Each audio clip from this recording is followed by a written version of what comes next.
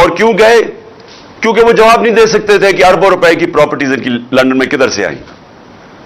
اور انہوں نے کہا ہم پاکستان کے شہری نہیں ہیں۔ 3 دفعہ پرائم منسٹر کے بیٹے کہتے ہیں ہم لندن کے شہری نہیں ہیں، کیونکہ وہ جواب نہیں دے سکتے کہ اربوں روپے کی وہ حسن نواز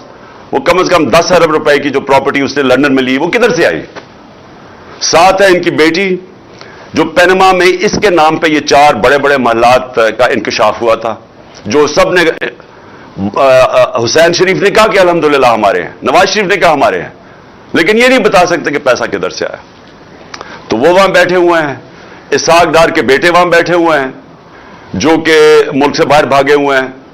اور اسحاق ڈار بھی ملک سے باہر بھاگا تھا جب تک NRO نہیں دیا، اور ہینڈلرز نے اس کو یہ یقین دہانی نہیں کی کہ فکر نہ کریں آپ آ جائیں تو آپ کو کوئی نہیں پکڑے گا۔ تو یہ وہ لوگ، اور جس پہ پھر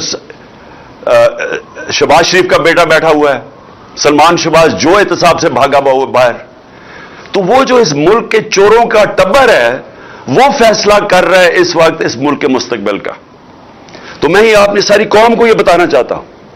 کہ یہ کسی دنیا کے مہذب معاشرے میں یہ تصور بھی نہیں کوئی کر سکتا کہ یہ ہوگا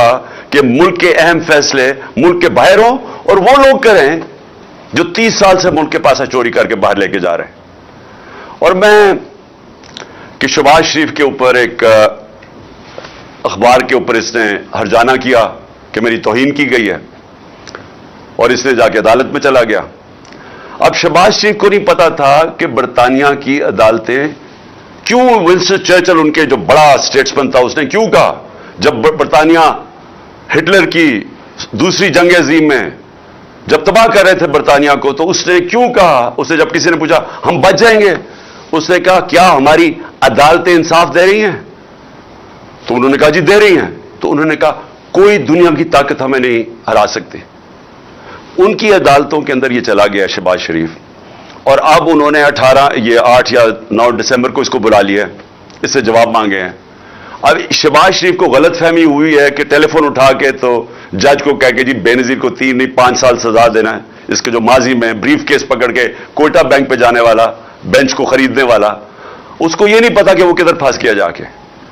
اور ان کے لیے سب سے بڑا اب یہ چیلنج ہوگا شہباز شریف کے لیے کہ عدالت میں اب انہوں نے بتانا پڑے گا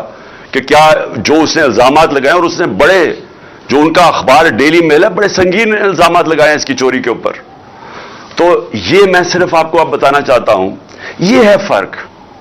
کیوں وہ معاشرے میں خوشحالی ہے، کیوں یہاں سے لوگ نوکریاں ڈھونڈنے جاتے ہیں باہر، کیوں یہاں آپ کے لالا موسیٰ سے خاص طور پہ،